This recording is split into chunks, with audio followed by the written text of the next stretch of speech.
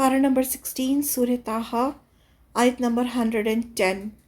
औज़ुबिल्लाहि मिनश्शैतानिर्रजीम बिस्मिल्लाहिर्रहमानिर्रहीम। यालमु वो जानता है, माँ जो बैना ऐदीहिम उनके आगे है, वमा और जो खल्फहुम उनके पीछे है, वला और नहीं युहीतूना वो अहाता कर सकते, बेही उसके इल्मन इल्म का। नहीं कोई इमेजिन भी नहीं कर सकता कि अल्लाह का इल्म कैसा है।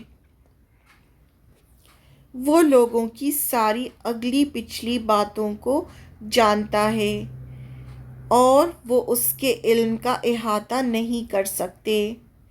ही अल्लाह knows what happens to them, his creatures in this world, and what will happen to them in the hereafter, and they will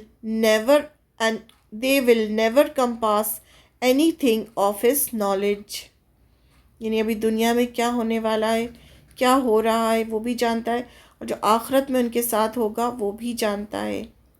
इससे पहले की आयत में अल्लाह ताला ने सिफारिश के बारे में फरमाया।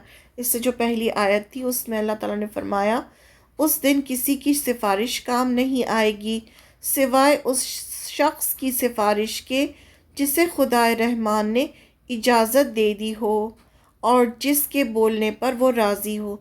यानी अल्लाह ताला किसी की सिफारिश कबूल नहीं करेगा, सिर्फ अल्लाह की मर्ज़ी होगी, जिसको अल्लाह चाहेगा उसको सिफारिश करने की इजाज़त मिलेगी।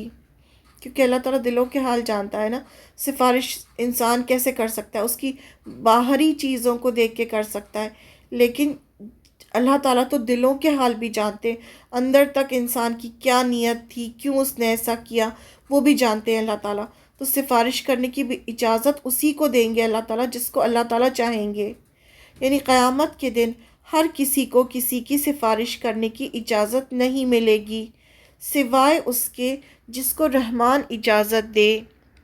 फिर रीज़न भी बताया गया कि क्योंकि वो अल्लाह ही लोगों की सारी अगली पिछली बातों को जानता है। अब जो सिफारिश करने वाला होगा उसके भी बारे में अल्लाह ताला उसकी भी नीयत, हर चीज़, आगे पीछे का हर चीज़ जानता होगा। इसीलिए अल्लाह जिसको चाहेगा सिर्फ वही किसी की सिफारिश कर पाएगा और वो उसके इल्म का इहाता नहीं कर सकते।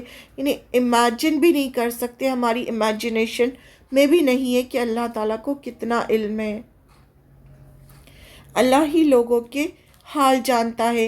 हो सकता है कि कोई लोगों के सामने बहुत अच्छा हो लेकिन अकेले में कोई गुनाह कर रहा हो जिसका इल्म सिर्फ अल्लाह को हो।